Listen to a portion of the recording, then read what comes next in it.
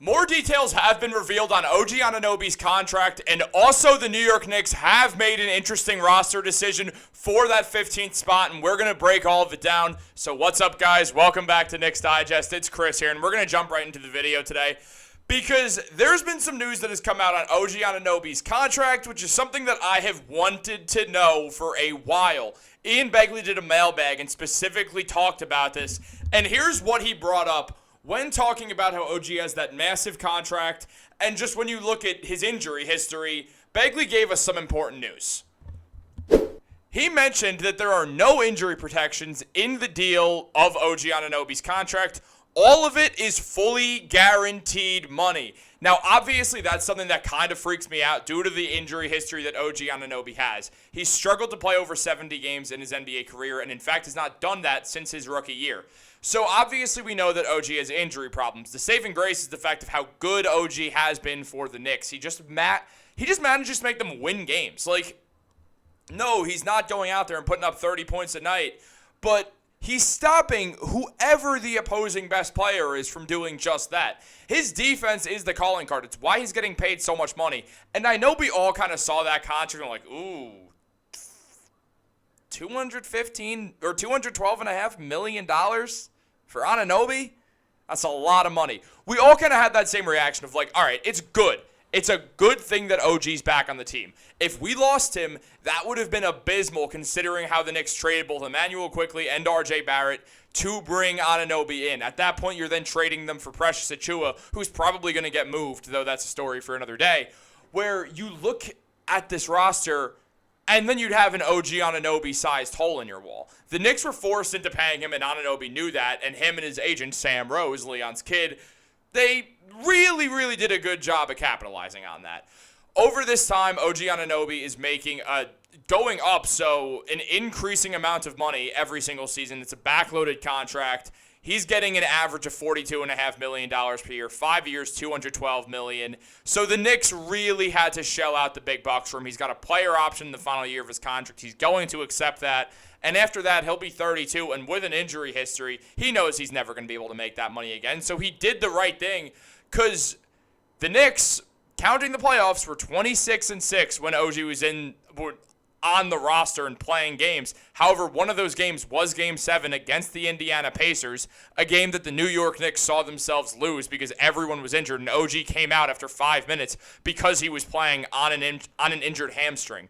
Now, for his career on the Knicks specifically, OG has averaged 14.1 points per game, 4.5 rebounds, and nearly 2 steals. He has just done everything right that the Knicks needed him there for. Now, also, when you look at OG Anunoby, the numbers don't make you think that he's worth that much money. So let's just take a look at his entire stats for the season anyway, because it's similar to what he put up on the Knicks. It's not like there was some drastic jump in his numbers. He still put up nearly between 14 and 15 points per game, we'll say. 4 rebounds, 2 assists, nearly 2 steals. I guess his steals did go up, actually, on the Knicks. He got to be more of a defensive player. He shoots 46 or nearly 46% from the corner on threes. He's a great catch-and-shoot shooter. With that defense, it does make him worth a lot of money. I mean, take Jaden McDaniels for example. I cannot speak right now, guys. Take Jaden McDaniels and look at the way he plays. He's so beneficial towards the Timberwolves winning, and it doesn't mean he's going to drop that many points per game. It doesn't really matter.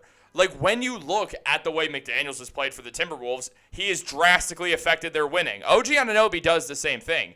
The scary part is OG's injury history, and now knowing there's no protections in that deal is something very worrisome because you look at OG and you know he's going to miss some time every season, and that's fine as long as he's healthy for the playoffs. But he was healthy for the playoffs this year until he wasn't.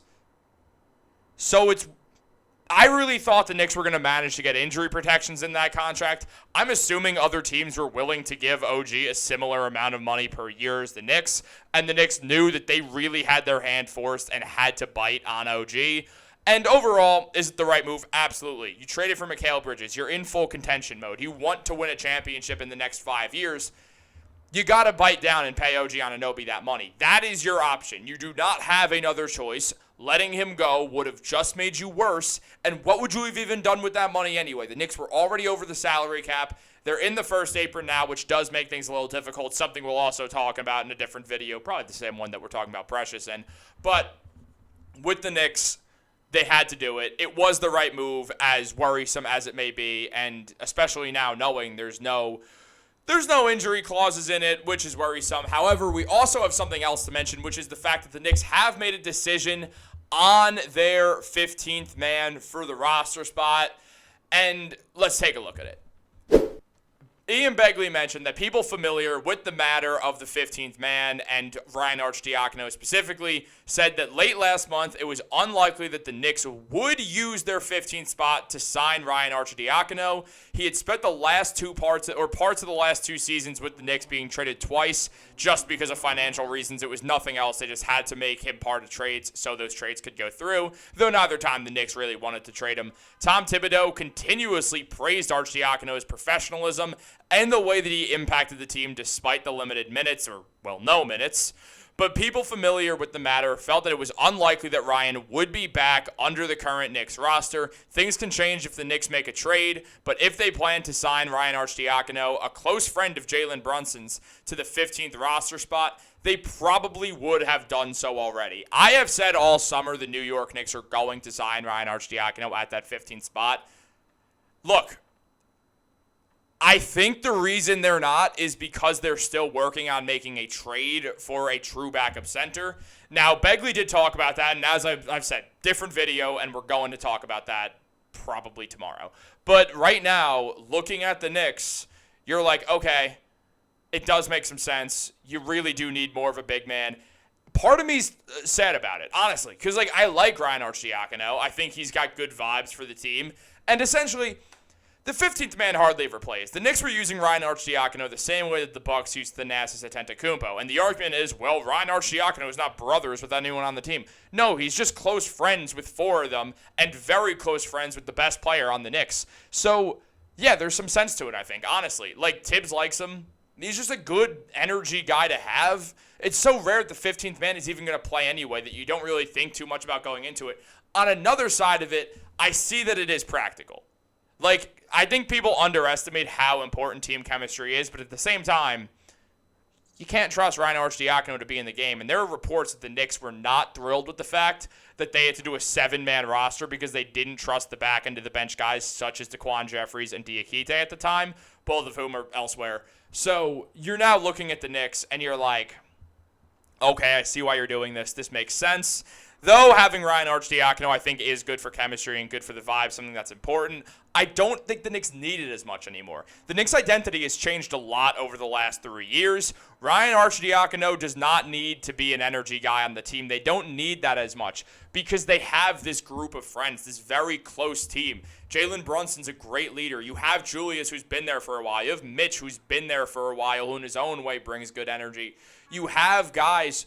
You have vets like Cameron Payne, who's been on a handful of different successful basketball teams in his career, who also battled his way back into the NBA after losing his spot and being in the G League for a bit. You have good veterans on this team. So you look at this, and you don't really need the vibe that Arcidiacono brings because it's ingrained in so many of these Knicks players as it is.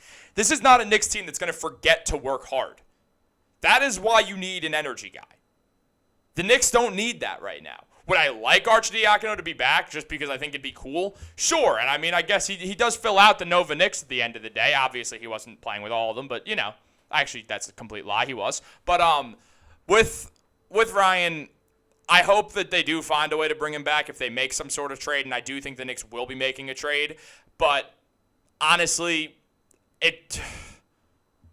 does it even matter? I don't know. I think you go out there and just sign a center, personally. If you're asking me, do you want to sign Arcidiacono or someone who could help the roster, you go with the guy who can help the roster more, at least at this stage when you're a contending team and you do have a position that you're specifically thin at. But let me know, guys. Subscribe, turn on post notifications. Have a great day. Go Knicks.